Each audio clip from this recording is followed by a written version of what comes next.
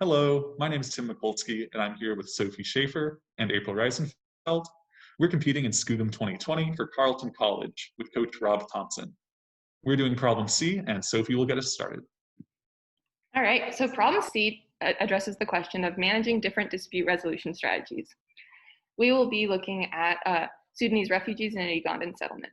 Since 2011, refugees fleeing the violence in Sudan have been living in settlements in Uganda. Since many of these settlements were set up by outside organizations, they often vary in practices. We will be analyzing the practice of dispute resolution in the settlements. The three strategies we will be analyzing are negotiation, arbitration, and mediation. The practice of negotiation is the expectation that people will work out their problems amongst themselves, solving a dispute without outside help. Arbitration is a practice put in place by these outside organizations in which a third party outside the settlement decides the outcome of the dispute. The final strategy is mediation, in which a guide, often a village leader or someone from within the settlements, help to lead the two parties through discussion to find an outcome. So some questions we will be answering or hoping to answer are: how do the different practices come together and create a new system in the context of a refugee settlement? How does the process of dispute resolution change and evolve? Over time, how does the community evolve and adjust as people are brought into close contact with one another? So some assumptions we made about the community are that we have a constant rate of interactions, both positive and negative people interact and disputes arise, and we've just let that be a constant rate. The rate of new arrivals for each idea is some number. We don't have the exact number, but for our research, we did assign a number. Initial populations are similar. We set some initial populations for each idea, and in order to analyze the model. How people decide to solve a dispute depends on their initial preferences. So when in a dispute, if the two parties agree on the method, or if one party strongly favors a strategy, intuitively we assume they choose that strategy. If they strongly disagree or neither have strong practices or are undecided, then they will use the community preference to choose a strategy.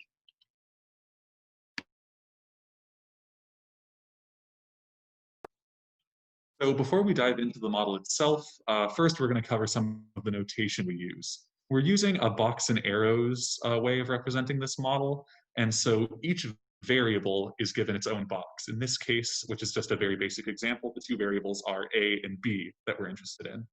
And so an arrow leaving a box represents an outflow and would be represented with a negative term in that variable's differential equation. And an arrow arriving at a box represents an inflow and a positive term in the differential equation. Since all of our arrows start and end at a box, we can see that here, some total quantity, A plus B, is being preserved. And so the end result of this is we can write our box and arrows plot as a system of two differential equations that we see below. And so a plot with three boxes would have three differential equations, and so on and so forth. Here is the original model from which we adapted our own. It's called the SEIZ model, and it was adapted from epidemiology to describe community opinion on a single topic. The four variables here, S, E, I, and Z, represent respectively people who are susceptible to an idea, people who have been exposed to the idea, people who are infectious with the idea, and people who are skeptic of the idea. And we won't dive all the way into the original model, but our two main challenges in adapting it were, first, how do we integrate multiple ideas in one system of equations, because this is for a single idea? And two, how do we deal with skeptics? Because in this framework, it doesn't really make sense to have a box for people who dislike something, and that's all the box is, because then they can't simultaneously have something they favor. And so in the end, here's the model that we built. We're just looking at one arm of it. There are two other ones for B and C. We'll call our three conflict resolution strategies A, B, and C in our modeling. And but the other two arms are very symmetric. Just A's become B's and C's. And in this area where we have a BI plus CI, for example, for the B arm, that would become AI plus CI. It just represents the sum of the opposing ideas. And so we'll look at each of these arrows and see what they do. We'll start with the two that have a mu out front, and these represent the natural tendency over time for people to reevaluate their opinions, and in this case, it looks like them returning to the undecided category. So the higher mu is, the more often that happens. Mu is one of our parameters. Next, we'll look at the two that have the P term involved. We've got the one out far to the left and close to you on the right. So these two together represent people being convinced to leave the undecided category and start supporting idea A.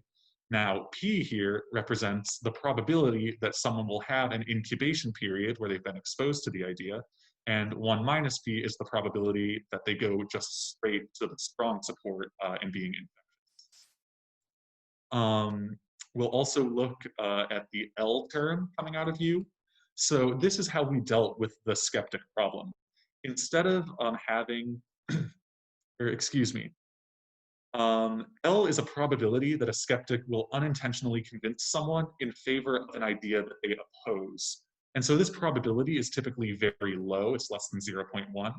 And in this case, in the previous model, we could just use the number of skeptics to describe this motion, but now we use the sum of people who strongly support opposing ideas, which is a pretty good.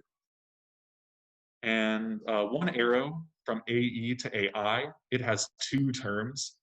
So we have the epsilon term represents the natural flow of people from low to high support of an idea. So that's from being exposed to being infectious. And then the rho term represents the influence that infectious people have. So if rho is high, the speed of people moving from AE to AI will very strongly depend on how many people are in AI.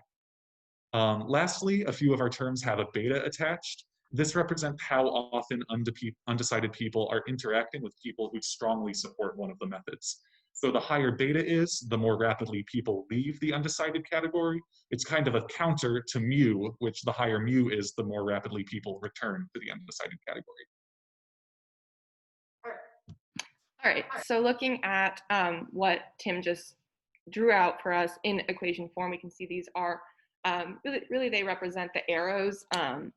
And so if we look at one of these, for example, this A exposed term, we see that the first two terms are the arrows going from undecided to the exposed, and we see the P and the L and the beta that Tim discussed.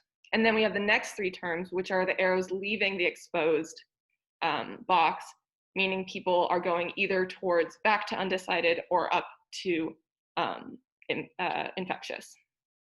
Finally, this last term is the idea that we have big delta, which is the number of people arriving to the settlement per unit of time, and we multiply that with little delta to convey the average preference of those arriving with respect to that strategy. So it's a constant rate of people coming and how that they affect that, that box and the number of people who are exposed. So this is just, if you need it in writing, these are all the variables that Tim discussed and how they affect our model. So in order to understand the dynamics of our system, we wanted to visualize the evolution of strategy popularity within the community over time. We looked first at the community without new arrivals to determine sensitivity to parameter values. And in these triangle plots, we have represented the initial population percentages of A, B, and C as a green dot on the phase plane with lines demonstrating the evolution over time. So the colors represent the parameter that's being varied in order to gain that particular trajectory. We see that regardless of initial condition, we find a steady state solution in the center of the triangle, which represents equal percentages of the A, B, and C populations. So now that we understand the dynamics of an isolated community, we wanted to look also at the effect of new arrivals on the population dynamics. And so for these plots, we have a rate of new arrivals for each population, with the largest given to undecided, followed by A, and then followed by B and C. And we can see that although we retain solutions that evolve towards the center of the triangle, we also have a bias towards the A population. And so this demonstrates that arrivals in fact have a significant influence on the system evolution. So we next wanted to visualize the dynamics of the populations over time to specifically look at sensitivity to parameters. And so in these plots, we can see that the percent populations of A, B, C, and U, represented by the colors given in the top right corner, as they evolve over time. these plots, each labeled with a different parameter, show the population evolution as that parameter is varied. And we can see that the parameters rho and p here on the right have little effect on the trajectories of the population over time, whereas parameters such as mu and beta in the middle and left demonstrate significant variability in the undecided population. And however, although the undecided population changes, we can see across the board consistency in trajectory dynamics for A, B, and C as the parameters are varied. And so from this, we can see that the model is decently robust to changes in these values. Additionally, we can see that our A, B, and C population percentages converge to a similar value. And this is consistent with our triangle plots that also showed the equalization of the 3 strategy populations over time. And so we find this solution to be reasonable because we know from everyday experiences that societies with varying ideals can coexist, with moderate views being the majority.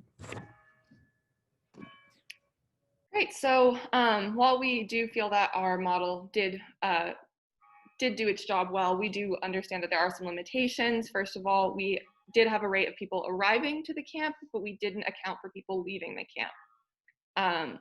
We don't account also for smaller social networks. We know that in life people have families and friendships that are within groups within groups, but we addressed it as more of a full group and then people arriving as like a secondary group. So this smaller social network could affect our model. We also have a high number of parameters and variables, which makes us very susceptible. As April showed, it is also very exciting and effective in many ways, but is also could be a little dangerous in others. We also have small initial populations that are difficult to model with this continuous function over time. But all that being said, we do think that the model could really be improved with a few things and be more specific for our problem by getting data from these settlements.